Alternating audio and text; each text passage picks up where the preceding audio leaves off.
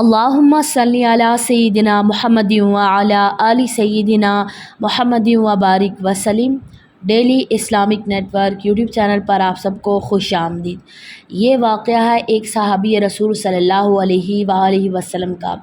ایک صحابی رات کو اپنے گھر میں آرام فرما رہے تھے اور انہیں پیاس لگی تو انہوں نے اپنی اہلیہ سے پانی مانگا۔ ان کی اہلیہ صحابیہ عورت تھی تو وہ پانی لے کر آئیں تو وہ صحابی دوبارہ سو چکے تھے، تو وہ صحابیہ عورت اتنی خدمت گزار تھی کہ پانی لے کر کھڑی ہو گئی، اور جب رات کا کافی حصہ گزر گیا تو ان صحابی کی آنکھ کھلی تو یہ دیکھ کر حیران رہ گئے کہ ان کی بیوی پانی لے کر کھڑی تھی۔ پوچھا تم کب سے کھڑی ہو؟ تو اس صحابیہ عورت نے جواب دیا کہ جب آپ نے پانی مانگا تھا میں پانی لے کر آئی تھی تو آپ آرام فرما چکے تھے، اس لیے میں نے آپ کو جگانا مناسب نہیں سمجھا، اور پھر میں نے سونا بھی مناسب نہیں سمجھا، کیونکہ میں نے سوچا ممکن ہے کہ آپ کی دوبارہ آنکھ کھلے اور آپ کو پانی کی طلب ہو اور کوئی پانی دینے والا نہ ہو، کہیں خدمت میں کوئی کوتاہی نہ رہ جائے، اس لیے میں ساری رات پانی لے کر کھڑی رہی۔ تو جب اس عورت نے یہ کہا کہ میں ساری رات کھڑی رہی تو ان صحابی کی حیرت کی انتہا نہ رہی، وہ فوراً اٹھ کر بیٹھ کے اور انہوں نے عجیب خوشی کی کیفیت میں اپنی بیوی سے کہنے لگے کہ تم نے خدمت کی انتہا کر دی ہے، اب میں تم سے اتنا خوش ہوں کہ آج تم مجھ سے جو بھی مانگو گی میں دوں گا۔ صحابیہ نے کہا کہ مجھے کسی چیز کی ضرورت نہیں ہے، آپ راضی اور خوش رہیں۔ لیکن جب صحابی نے بار بار اصرار کیا تو صحابیہ نے کہا کہ اگر ضرور میرا مطالبہ پورا کرنا ہے تو مہربانی کر کے مجھے طلاق دے دیجیے۔ جب انہوں نے یہ الفاظ کہے تو وہ صحابی بہت زیادہ حیران ہوئے، اور انہوں نے سوچا کہ اتنی خدمت گزار بیوی اور وہ مجھ سے طلاق کا مطالبہ کر رہی ہے۔ انہوں نے کہا جو کہ میں وعدہ کر چکا ہوں، اس لیے آپ کا مطالبہ تو پورا کر دوں گا، لیکن پہلے نبی پاک صلی اللہ علیہ وآلہ وسلم کی خدمت میں چلتے ہیں، اور آپ صلی اللہ علیہ وآلہ وسلم کے مشورہ کے بعد جو فیصلہ ہوگا اس پر عمل کروں گا۔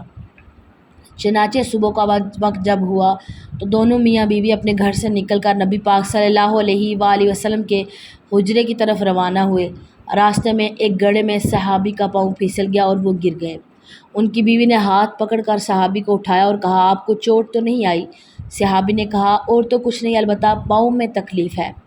تو صحابیہ فرماتی ہیں کہ چلیں واپس گھر چلتے ہیں۔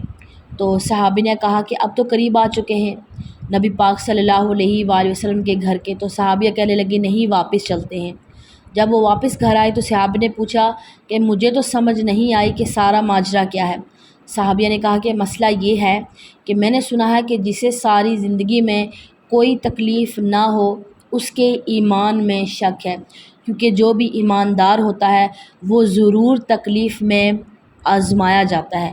مجھے تو آپ کے ساتھ رہتے ہوئے اتنا عرصہ ہو چکا ہے لیکن آپ کو کبھی تکلیف نہیں پہنچی، اس لیے مجھے شک ہو گیا، اور میں نے سوچا کہ ایسے آدمی کے نکاح میں رہنے کا کیا فائدہ کہ جس کا ایمان مشکوک ہے، اس لیے میں نے آپ سے طلاق مانگی۔